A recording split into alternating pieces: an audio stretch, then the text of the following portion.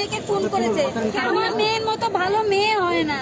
ওর বডিতে কি ইনজুরি একদম এখানে অর্ধনগ্ন অবস্থায় পড়ে আছে। অর্ধনগ্ন অবস্থায় পড়ে আছে, অর্ধনগ্ন অবস্থায় পড়ে আছে। চশমাটা ভেঙে গেছে, গায়ে কোনো ইয়েই ছিল না, কাপড় ছিল না, কোনো সিসিটিভি ক্যামেরা নেই ভেতরে, সবকিছু একদম অবস্থা। মুখ্যমন্ত্রী ফোন করেছিলেন দাদা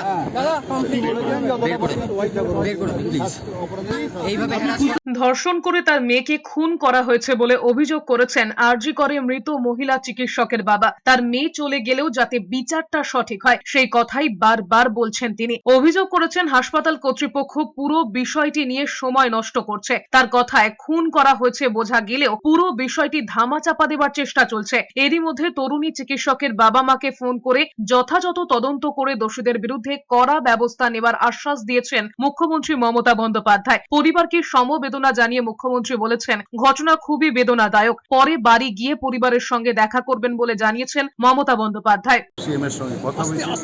সিএম সমস্ত হাই আপস যারা আছে, including CP, principal secretary health, director PG, principal RG Kar, সমস্ত ডাক্তারদেরকে কোঅর্ডিনেট করেছেন, পুলিশকে কোঅর্ডিনেট করেছেন, ম্যাজিস্ট্রেটকে কোঅর্ডিনেট করেছেন, এবং she won the capital punishment of the ক্রাইমার।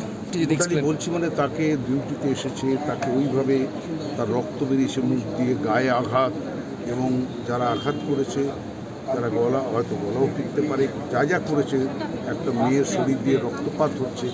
এই রক্তপাত যে করেছে অন ডিউটি একটি ডাক্তারকে, আমি কখনো মনে করি না তারা সাধারণ ক্রিমিনাল।